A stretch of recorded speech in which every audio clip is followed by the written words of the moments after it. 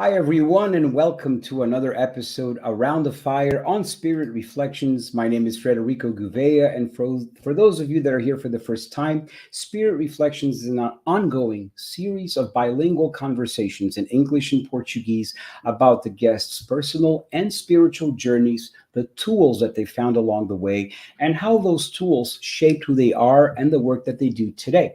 We interview artists, philosophers, scientists, and religious people of all backgrounds to understand a little bit more about their journey. And in the process,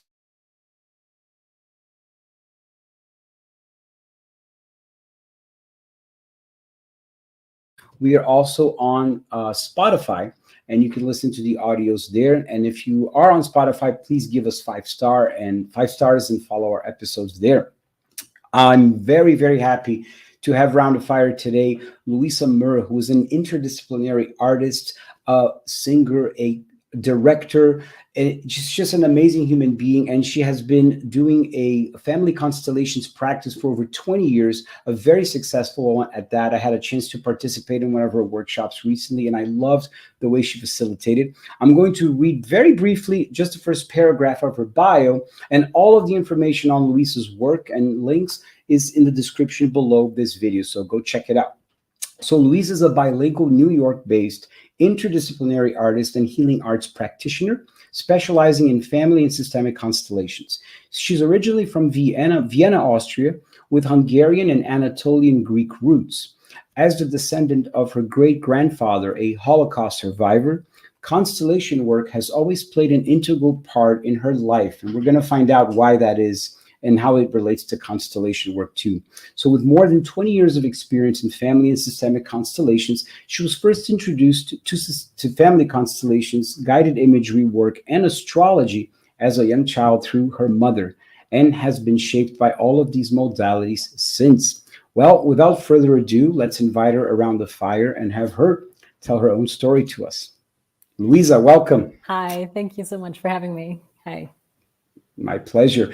So, as we always like to do here in the episode, before we start talking about the tool itself, we'd like to learn more about the human being behind the tool. So, take us back to the beginning of your childhood and how you first came across family constellations, please.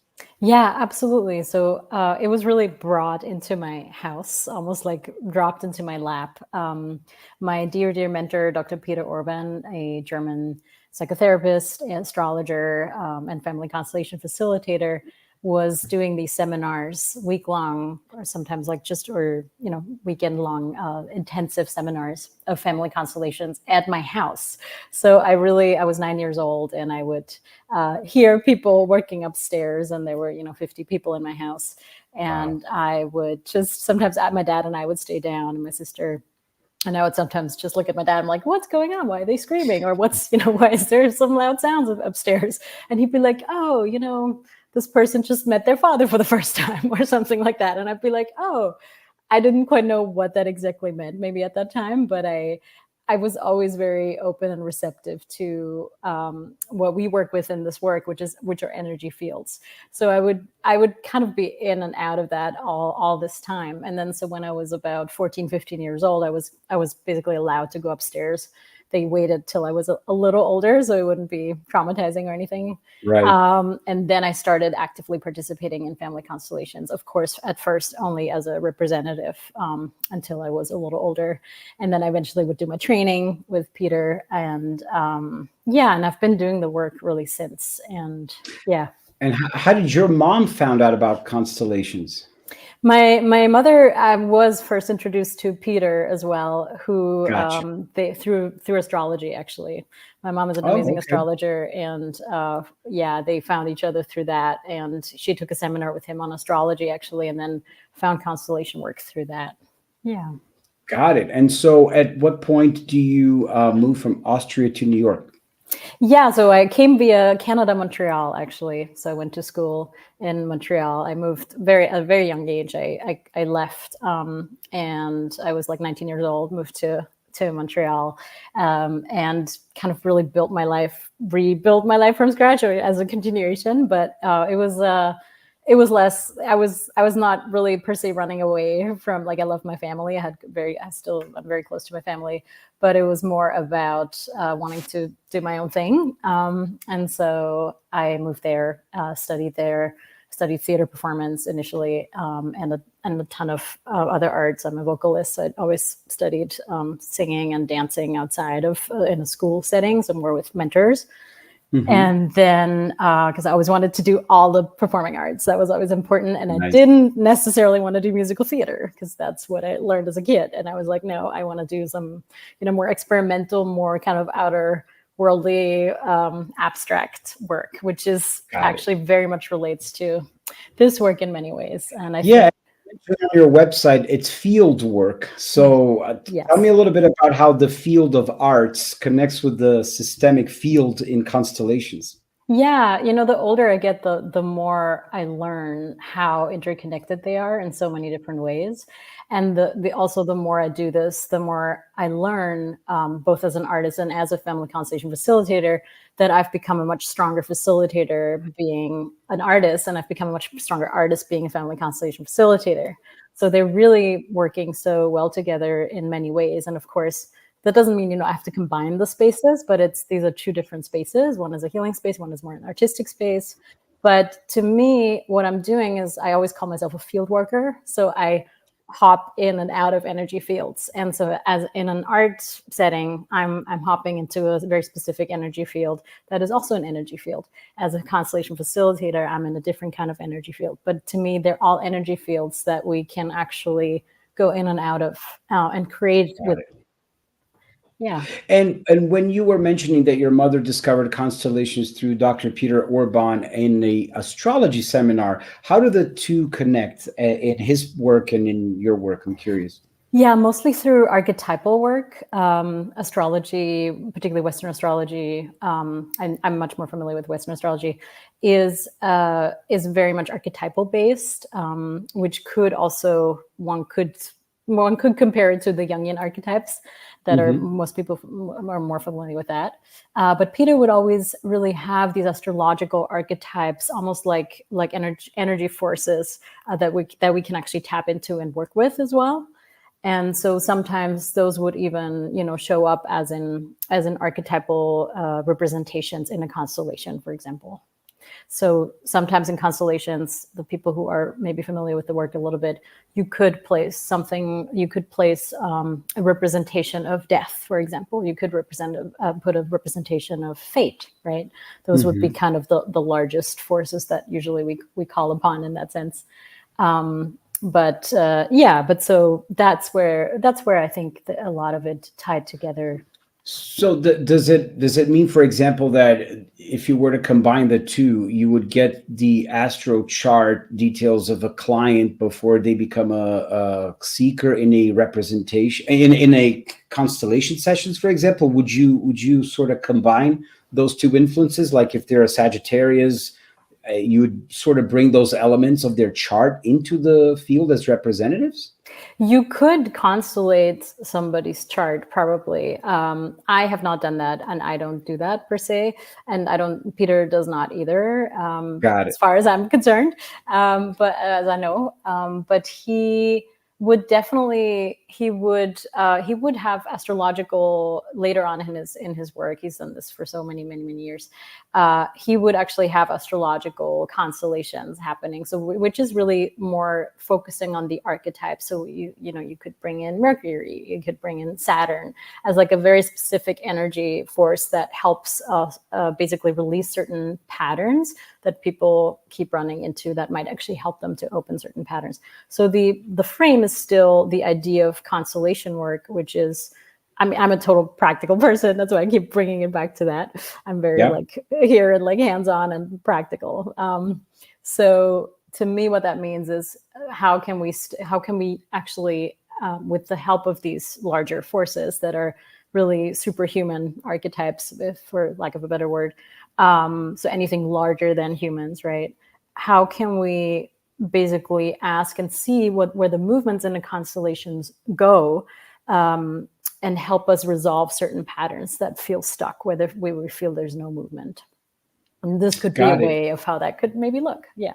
Yep, it makes sense. And as you mentioned, you're a very practical person. And as for all that I studied in constellations, is very fact-based, reality-based, and not speculation or abstractions. And so at the same time, just like you mentioned that Peter Orban would develop his astrology work in constellations later on, I understand that Bert Hellinger also had sort of three stages in his own growth as he understood the family constellation tool and the field, to the point where towards the end he was much more broad in the spiritual aspects of it, right?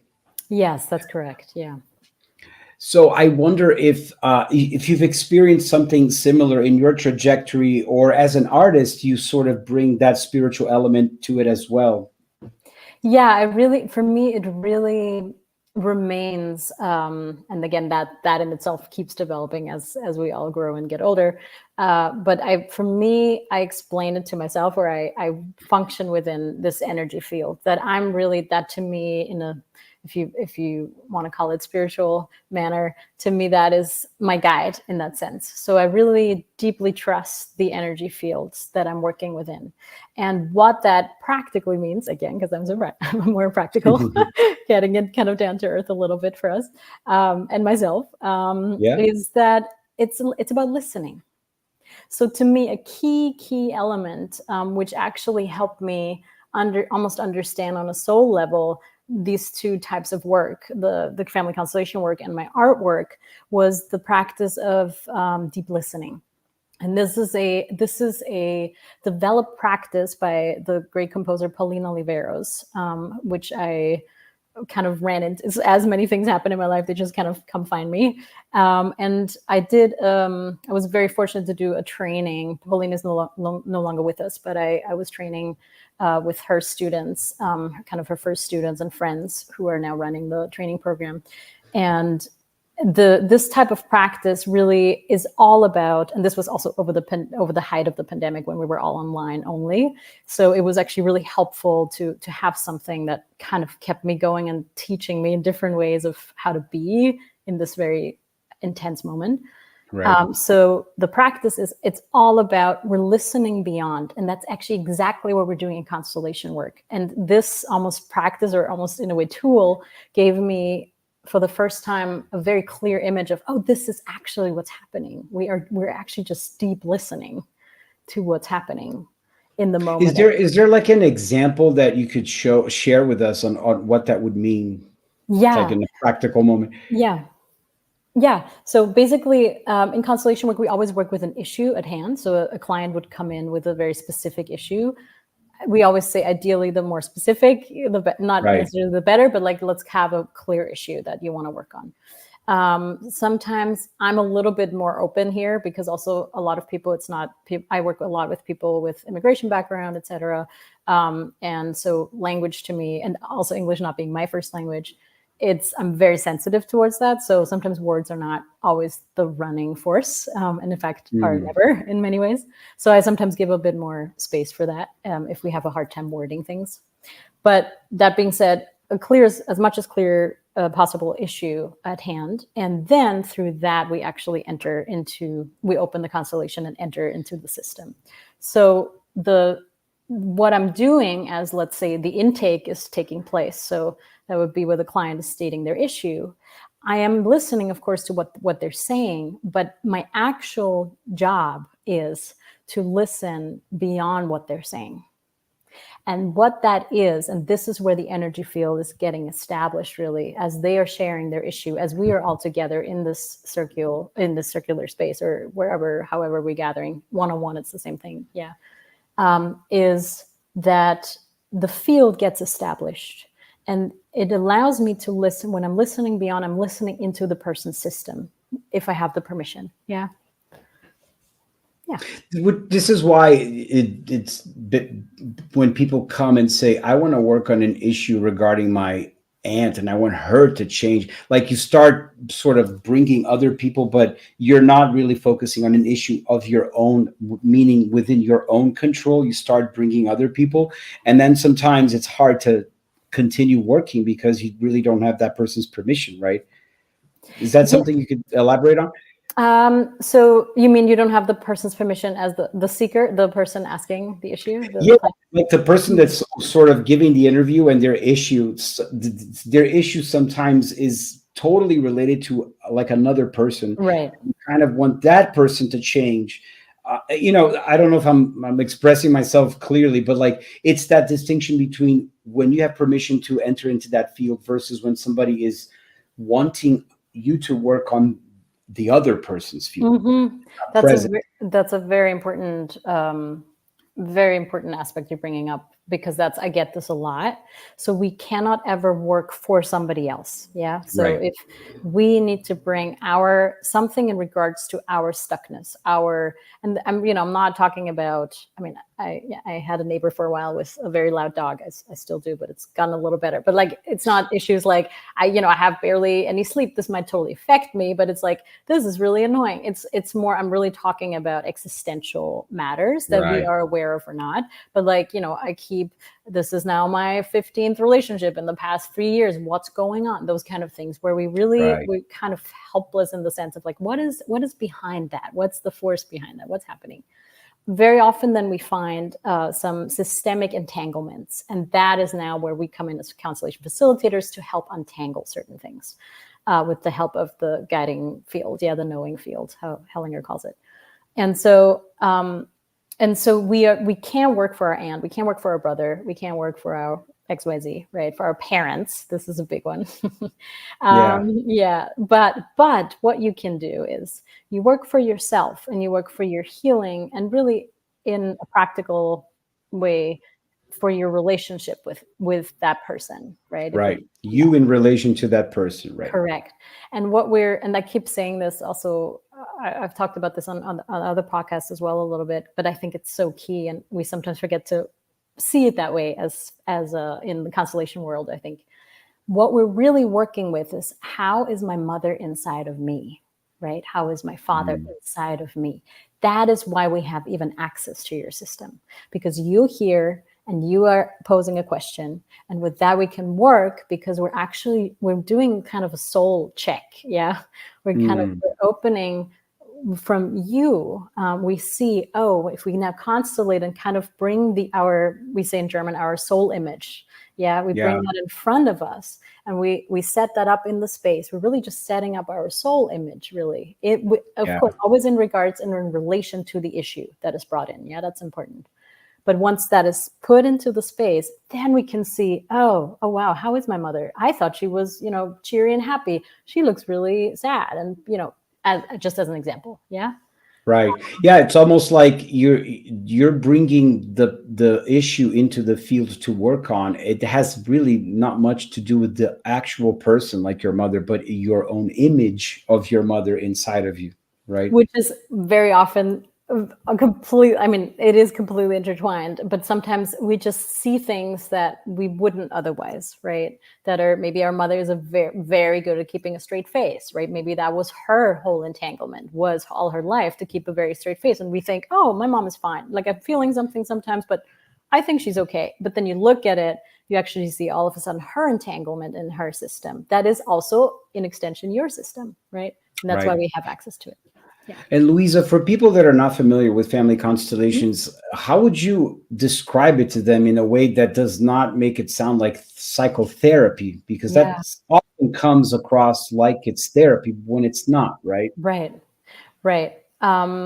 It's you get, oh, it's channeling, or you get, oh, it's psychotherapy. It's neither, right? So it does have a lot of elements of psychotherapy. So the work has many, many, many different roots. It's very, I would say its very initial root comes with the Zulu in South Africa, where Bert spent a lot of time, where there's a lot of traditional rituals that are very similar to this work. And definitely this work has been rooted in that, I would say, from what we know. And so also the notion of honoring your ancestors, in certain places in time, for certain people in certain places in time, that was a concept that wasn't even Right. capable of even thinking about those kind of things. It was like, oh God, I hate, like my parents have done something really awful or whatever, right? Like in different, particularly during World War II, Germany area, et cetera, right? So to also be exposed and among people who have a total different relation to their ancestors, and actually in a very honoring way, that is kind of the core essence also of this work. So sorry, bring me back to your question. Sure. Yeah. The difference between constellation works Yes, from right, being right. therapy and psychotherapy. Yes, thank you. So although, and of course, apart from that, it has a ton of different roots that are also very rooted in Western traditions, such as psychotherapy, Jungian, Freudian, etc., and family therapy, etc. So it does have those roots as well. But what the main difference is, again, this is energy work. I always say this as kind of the intro to family constellations. We are working with and within an energy field. So that is kind of I would say the biggest difference, right? A psychotherapist wouldn't word it that way, or wouldn't maybe not see it that way, or wouldn't even, maybe that's not what's happening for them. And that's totally fine. Yeah. But we're still in the realms of energy work. Yeah. Got it. And I remember watching and reading many of Bert Hellinger's work on finding the strongest energy pull from the client in the moment of intake, in that initial interview when the client's sharing their issue. And I remember Bert Hellinger many times saying, okay, stop here. This is where we want to work on. Because many times the client comes wanting to work on a certain issue, but it's almost like what he calls it secondary feelings, which are more of a distraction than the actual core root of the problem, right? Mm-hmm. I believe that may have something to do with your training with deep listening, right? Listening beyond what the client's merely saying, right? Or their story, which we hear a lot about, right? Right. And this is also quintessential. Like even without deep listening practice, again, I'm super grateful I was exposed to it, but that is actually your job as a family constellation facilitator, like regardless if you have that other background as well. But like it's, to me, it just helped me to even understand it on a total different level of what's actually happening, what I'm even doing. Right.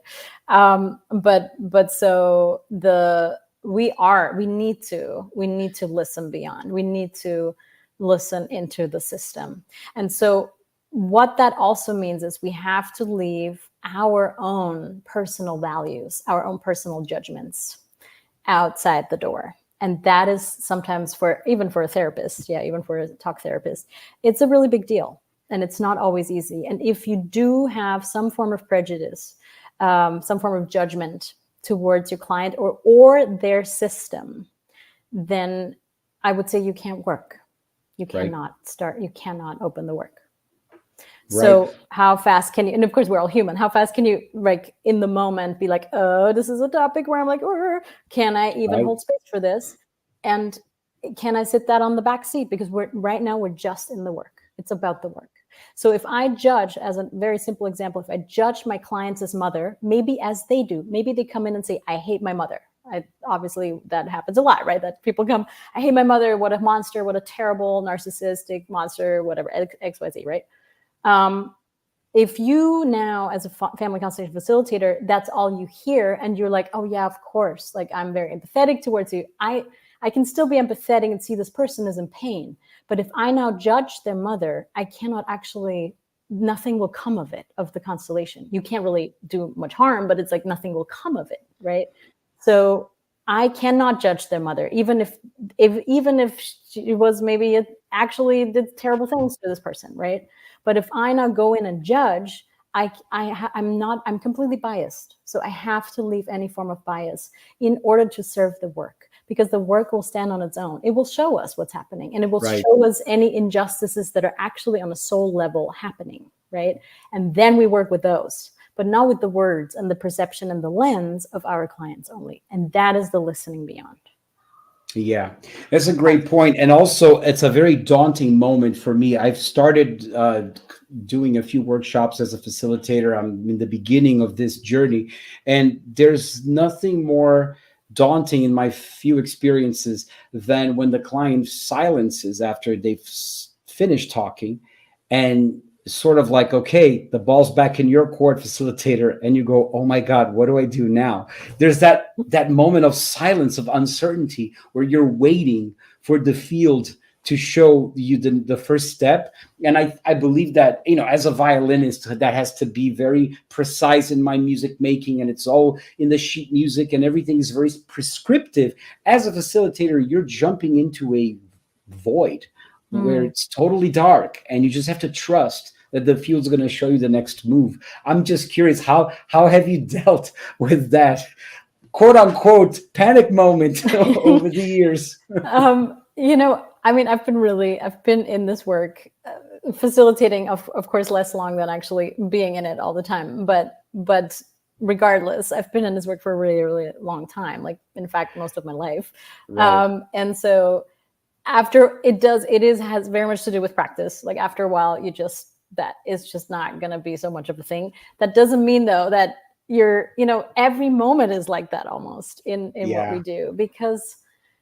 And I love that you brought up the violin, because this is another thing that I learned about myself, being both an artist and a healing arts practitioner, a family constellation facilitator, is that everything is an improvisation. And funny enough, in my artwork, one of the main things that I do is I'm an improviser. And to me, that is where all the magic happens, like the real deep magic. And family constellations are huge improvisations, because you cannot, people sometimes like, how do you prepare? And I always have to laugh, because I'm like, I wish I could, but I cannot go, I can just now go through like 400 sheets of different examples that I've already done in my training. And, already over the years, I could be like, oh, well, how was that when I did this? But I don't even know what the people are going to come in with. I have no idea about anything. And so the first thing I actually also teach my students in my training program is our first lesson on day one is, I don't know anything.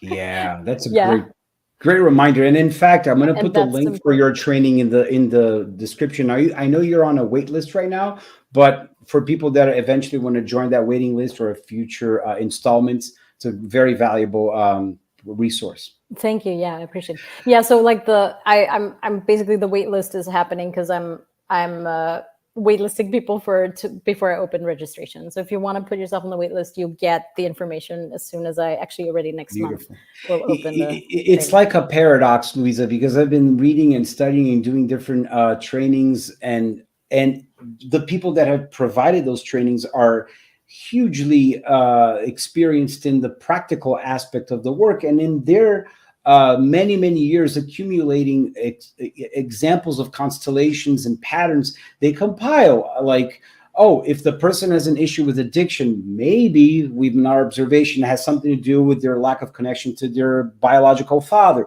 And so the reason I'm bringing this up is, how are you able to maintain that emptiness and sort of I don't know mentality when a person sits down and says, I have an issue with my daughter and it's regarding this, and you immediately go, oh, that's most likely because of X, right? Yeah. Hellinger would often be very matter of fact. If this is happening, this is the cause, kind of, or like there would often be like a very clear connection, but also mostly because he's just had so much experience, right, done so many, and he just starts seeing also pattern within that, right? And of course, that starts happening as you are more and more seasoned in your facilitation. You will, if you've done hundreds to thousands of these, or, at some point more, you will start accumulating, you will start seeing human patterns that just happen and totally cross-culturally. It's just really fascinating. And kind of wherever you'd be working, or whatever people would come to you, you would start seeing certain patterns repeating. Although they, of course, are very specific to each person. So I think that, I always give the benefit of the doubt. I would always test it in the field. Like, I would always still look at it in the field, because that is where again, the listening and the movements are. And so I will always double check with the field first. Because I have had, yes, alcoholism, we say in this work very often, is connected to the father's side. And it does show a lot of the time. And at the same time, I've also been, sometimes maybe there's a few examples where I've been proven wrong, or it's on the mother's side, in the, paternal side or something, of course, right? Or so it's like, you can't just like put a little track on you, like be always and be ready and be on your toes and be aware and listening, because that's really what it is. And which is where it comes back to it being a big improvisation in that sense. Yeah. And I've had a chance to participate in workshops and interview other facilitators here in the channel, where they've gotten to places where there was a particular constellation where they just could not access the client's field. And they just said, I'm sorry, we have to stop because I'm not getting anything. We're not, either because we don't have permission, or because the client's not really open to it, or for whatever reason. And I've actually participated in a constellation recently where the facilitator a few times throughout the day had to say, I don't know what's happening in front of me, as things were unfolding with the representatives. This was an in-person workshop. And I just found that to be extremely refreshing, since I was feeling what was happening in the field. Very complicated constellations, very dense situations.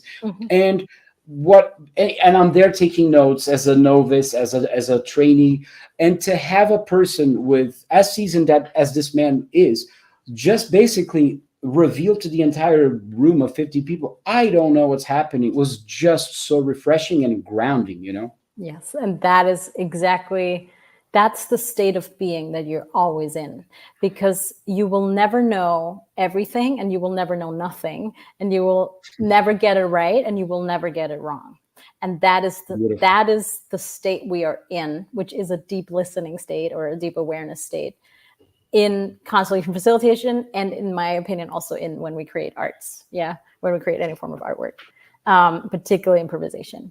You cannot predetermine how the movements are going to show. And again, this also goes back to everything is movement. Sound is movement.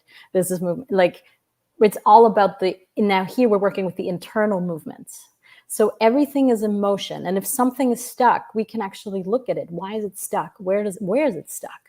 And the where in constellation work, what we've observed and what we've learned is always a who. There's always a person behind that entanglement. At least one. Sometimes there's more. But that's what's so incredible to me about constellation work, is that it kind of goes from something that feels very abstract to, oh wow, there's actually a real human life connection. Why this is happening? And we don't have to understand it here. Sometimes, like you said, we don't know. We don't even understand the movements that are happening as facilitators. So, but that facilitator did what I was saying earlier, kind of the basis of entering the room, which is, I don't know anything. Peter would also often walk in the circle and be like, I have no idea what's going on. And I do that too sometimes. I just say it out loud. I just put it in the space, because that's what you were saying also early before we started. I'm emptying myself. That's what you're doing. You have to be empty to receive any form of clues from the field. Right. And I think for somebody that likes to study philosophy and spirituality and things like moral ethics and free will, constellations can be a little bit of a challenge when, for example, you mentioned it's always a who. And what if that who is my great grandfather who I've never met? And what if I'm stuck in a pattern in my own life and I'm not thriving or prospering because I am entangled with that great grandfather? And somebody would say, why is that fair? Right? How would you approach those kinds of questions? Because I'm sure you get them in your practice. Right. Yeah, that's a good one, in the sense that, well, nothing is fair, right? That's like the base of everything is, I think that's the part of constellation work also where we cannot explain why, for example, the brother is suffering, but not the younger sibling, as an example. Why is it that a form of contribution of the weight is not always going to be 50-50, right? One of the siblings could be enormously suffering. The other sibling could be doing really well. And this distribution is not fair. It never is. And that's the part, but we don't know why. We don't know, other than we can see the systemic entanglement. We can't just say this person is entangled to, let's say, this grandfather, or this great grandfather. And is that fair? No. But what is fair, There's currently, as we're speaking, hundreds of thousands of people dying. Like it's not. It's just everything is the distribution of everything is. It seems completely random. Yeah, I think that's one. Sorry, go ahead. Go ahead. No. But what we learned from this work is that if something is unresolved, it will have to keep showing up in the system. Somebody will have to step in. Somebody will have to step in and balance something out that is not seen yet, that hasn't been looked at yet. And so in that way, it quote unquote makes sense. Yeah. Right. Yeah, it's one of the fascinating things about constellations because it doesn't necessarily attempt to explain things. It just aims at resolving things in the sense of like unblocking the flow of something that's blocked or stuck, right? But Bert himself many times said, I don't know how this works. I just know it works, and do it with it as you will. And that's the invitation, I think, for anyone who's listening or coming across our episode online for whatever reason. And an invitation to just go and experiment a workshop, either in person or on Zoom, and step into that field to experience the sensations that are going to come out of the blue, and then try to explain that, because it's so hard to explain. It just happens. Yeah. Oh, yeah. Yes. And I think that's also the part where this is not head work. Yeah. Then this is also, I always make this clear to my workshop participants, obviously to my trainees in the very beginning, but like, it's not, we cannot, even if we're learning this modality, it's hard because of course our head is very much involved in any form of learning process, but the head always comes last or second. Yeah. It's really about it's very somatic in that sense. And in a way, one could say spiritual. Yeah. But also it's very practical. Like I do want to, for the people out there who are like, I'm a little bit like, I'm a little skeptical. Like how I do want to encourage you and let you know this is very practical work as well. I do want to bring. Yeah, especially because after one session, you can basically reverberate the results of it for months without having to come back for another session. Yes. Yeah. I found fascinating. Sometimes years, even. Sometimes years, yeah, indeed.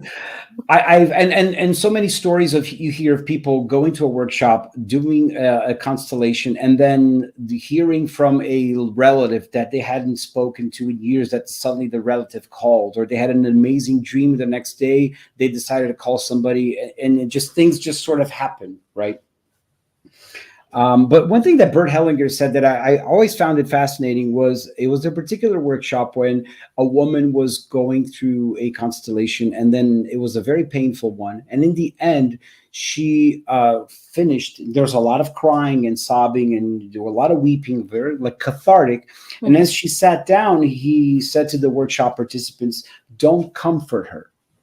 Mm-hmm. And I've heard this echoed by other instructors. Could you speak a little bit about what he meant by that, please? Yeah. This is, where also I feel like maybe particularly in the States, but in general, but this is where we go a little bit like, well, that's not very kind, or that's not, like that's so German, or what, like whatever we're thinking. Right. Hellinger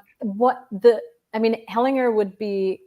He's so open and so always listening to everything that you could sit a plant next to him and he would be as equally in tune and listening. Like it's so beautiful because it doesn't matter who sits next to him. He is this like almost beautiful vessel that is just incredible.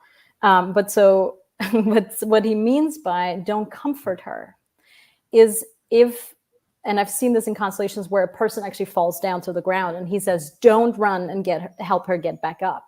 She has to do it because it's her path. And if you are, even as a helper, quote unquote, if you as any person who some of us tend to in our lives be helpers, we want to help. We want to, oh God, somebody's falling, or somebody needs my help, or somebody, beware, because also, what we're doing in this work, what he means by that is that you're entering into her fate path in that sense. It's almost like you're almost taking that away from her. She has to walk that walk. She has to conclude the movement. And if you interfering with the movement, she's back to square one. in that sense. So an interference of the movement as you are in the constellation would be all of a sudden going into more pedestrian mode. Oh, let me bring you, 5 tissues, let me hold your back, etc. I mean, if I was very strict, I would not even allow tissues in my groups, but my mentor did not. He would be like, "Oh, we're in the messy business." But here, once I do hand tissues around, it's fine.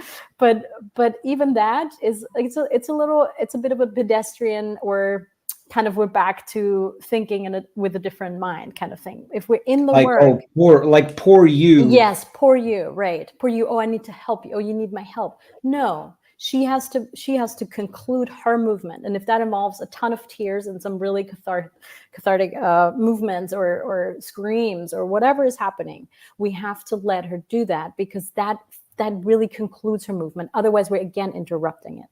So for him, it's all about the work. It's not that he's cold-hearted or whatever. It's not at all. It's really he is protecting the work.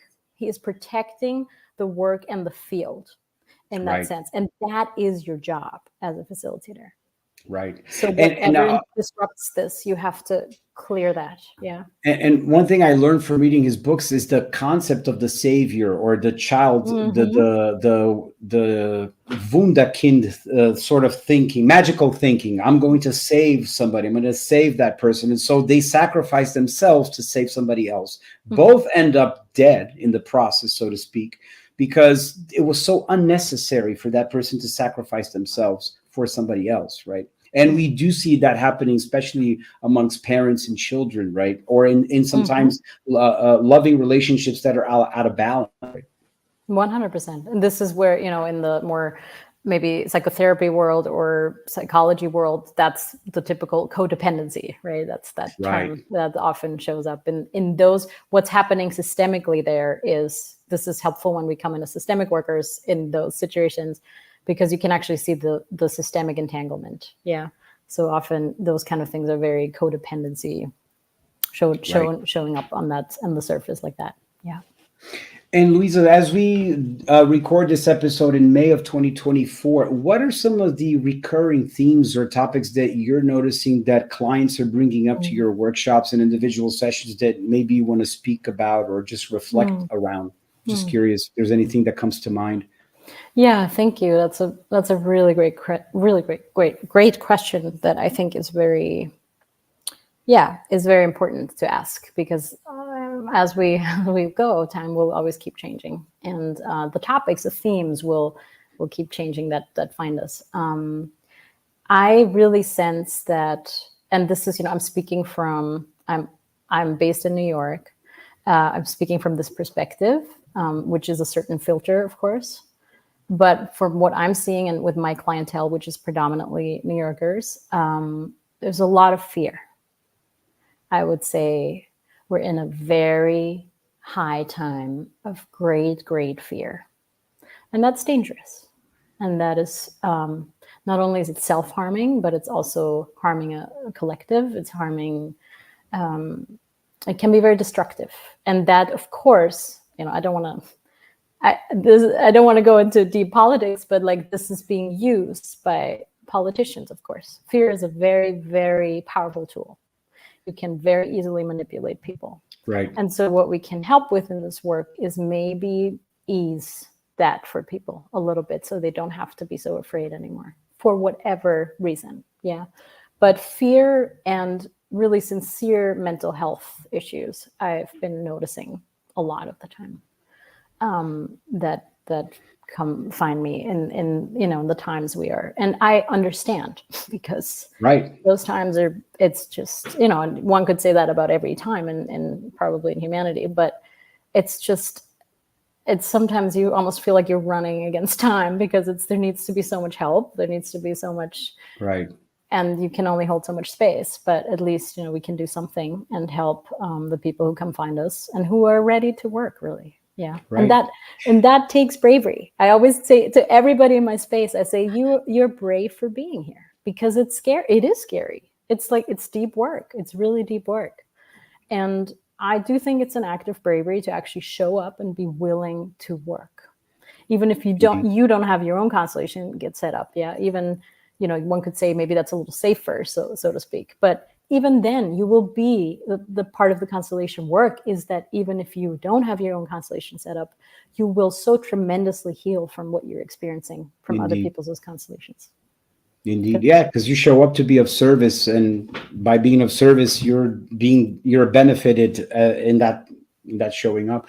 And right, and also the themes that will show up will be directly reflected in your system. Your system will recognize definitely why you're here today to experience this. Totally. I've had so many opportunities of being called to represent someone or something that I'm like, oh my God, this is so related to me personally, and then you go as a representative. I'm curious, Luisa, when you mentioned fear, so it seems like it's a collective sort of external force that influences our individual psyche, but also our family system. Like how do these dynamics sort of intertwine? I think fear is a very ancient energy because it's been in our systems forever. Every single human has one way or another either perpetrators or victims in their system. This is also a very big foundation of this work, that when we're learning about the victim perpetrator dynamics and energies within us and within others, again, we're starting to realize, we start seeing each other in each other. And even if that seems so impossible to even fathom that that's possible, this work actually teaches us that in the most very direct and sometimes really intense ways. But it's so eye-opening and so healing. But so that is something, fear is will always be around, and sometimes it will. And I'm not even saying like bad fear go away, because that's, again, goes very much against this kind of work. The fear is not bad. The fear is just almost a bit like an alarm that goes off in a person's system that is activating something that says, hey, look, you have to look here, right? And that's why we're afraid of something, because there's something that we're pushing away. And that is often, that's when fear often comes in. And that can, in extension, you have the layers. Fear can lead to immense anger, can lead to depression, et cetera, et cetera. Anger, again, covers up sadness very often. Yeah. So you have a lot of emotional states that are very intertwined, very interconnected. And I do think there's obviously a lot of grief, a lot of sadness, particularly right now in the world, but also, probably. Yeah, and also probably it does have something to do with the fact that it's the first time in history that we are bombarded with so much stimulus from all over the place on our screens, and it sort of magnifies the foreboding, the fear, the bad news, and so it's hard for our brains to process all of that. Very true. Very true.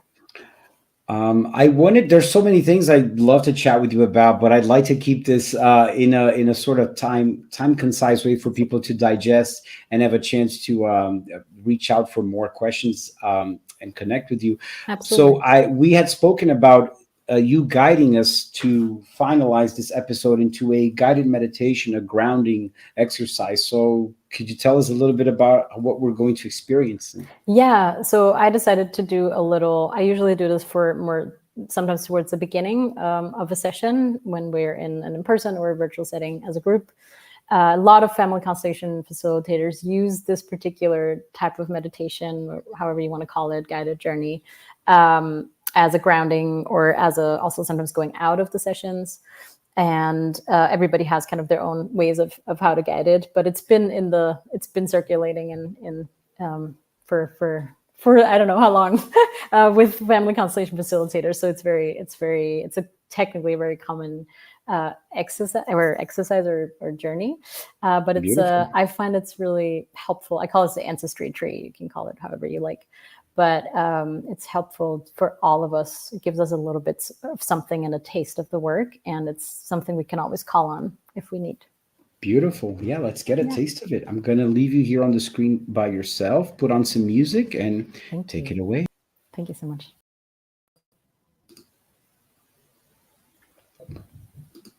Here we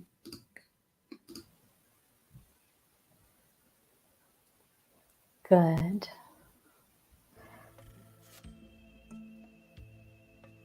Let's just start by If you are seated, if you're standing, I would encourage you to be seated, or you can also lie down. But still stay awake and aware as much as you can.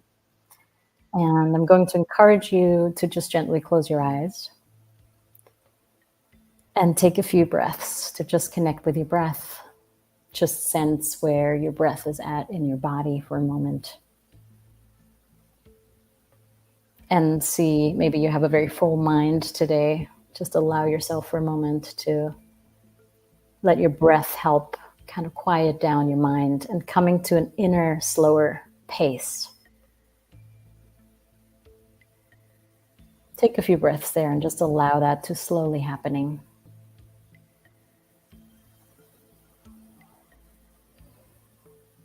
And then very gently and slowly, I'm going to encourage you and invite you to start finding yourself standing somewhere internally. Just imagine you're standing somewhere, looking out.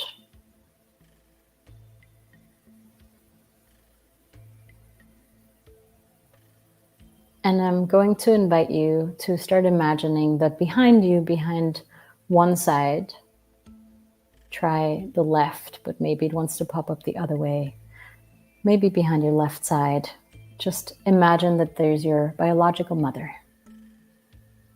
And behind your other side, there's a biological father. Just breathe them there right behind you. And just take in their presence. Now, for some of us, we might have other parental figures. They are also very welcome in the space. You can invite them if you would like.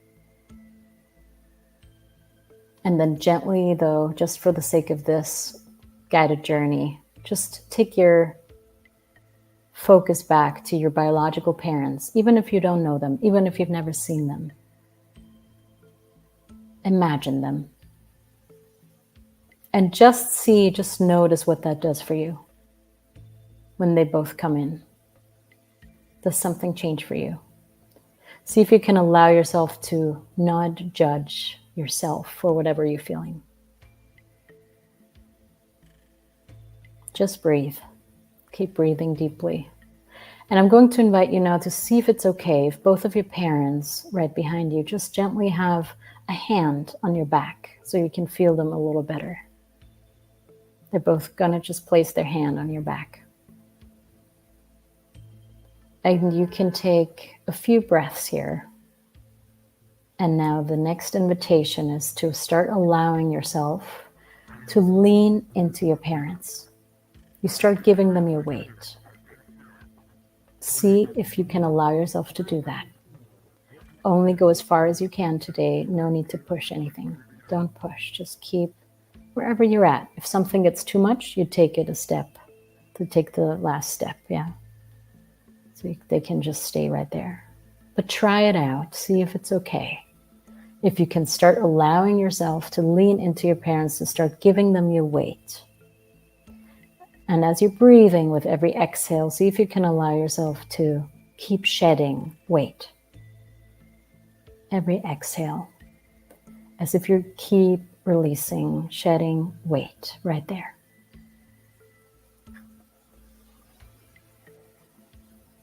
See how that feels for you. And I'm going to invite you now to right behind your mother. We're going to place your maternal grandparents, your grandmother, your grandfather on your mom's side, right behind your mom. Take in their addition. And just once again, notice if something changes for you when they come in. And they can also both each just have a hand on your mom's back so you can feel your grandparents through your mother into you as you keep releasing into the people behind you, into them.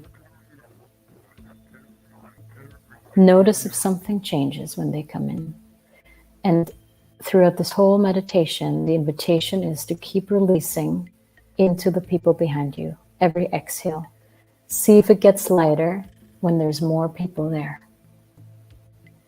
Maybe it got a little lighter for you to lean into your parents when your grandparents came in. Just check and keep releasing. And in your own time, we're going to do the same on your father's side. We're going to place your paternal grandparents right behind your father. Take in their addition. See if something changes for you when they come in. Feeling them through your father into you as you keep releasing backwards into them.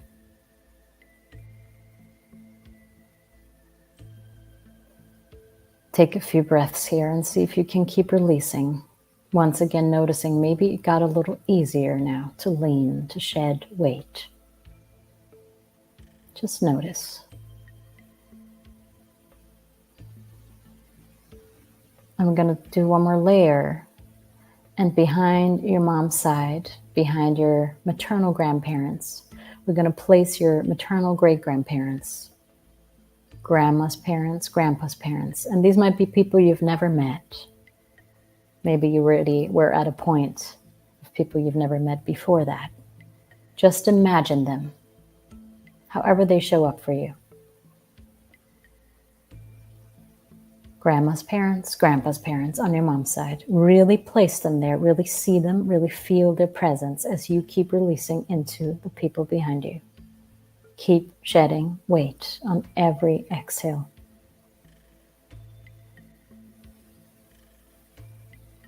And in your own time, we're going to do the same on your dad's side. Your paternal great-grandparents, grandma's parents, grandpa's parents. Really place them there, really take in their addition as you keep releasing into the people behind you. Deep breaths. See once again if it got a little easier to shed weight. And as you are standing there, just know that no matter who these people were behind you, all of them, no matter what they did, no matter what they experienced in their lives, that's your people. That's your tribe. And you're one of them. Just know that. Keep breathing. And then very gently, we're going to do one final layer. And now as far as your imagination can take you, we're going to add more and more ancestors, even behind your great-grandparents. More and more people behind even them, almost like a tree that keeps branching out right behind you. More and more people. Keep releasing, keep shedding weight, and just feel all the way. See if the releasing gets easier. Take a few more breaths as you keep shedding weight. Feeling all the way to the very, very back. More and more people. Take another few moments here, another few breaths as you keep shedding weight. And in your own time, just gently bring your focus, taking all this with you, your entire back space, bringing your focus back to the space in front of you. Take another deep inhale and another deep exhale in your own time. And when you're ready, you can gently open your eyes. Look straight out in front of you into your space. Feel your body, feel your breath. Take in your space.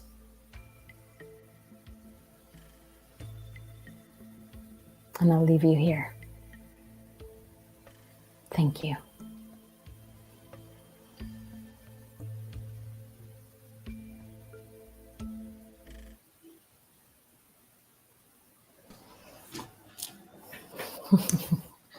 Thank you very much, Luisa, for your time and for sharing all of these pearls of wisdom around constellations. And all of Luisa's links and social media pages are in the description of the video. Check her out. Subscribe to her newsletter. Great content there. Luisa, I wish you all the best. Hope to meet you in person one day. Yes, yes. And I'll see you guys in our next episode around the fire on Spirit Reflections. Thank you so much for watching, and take care.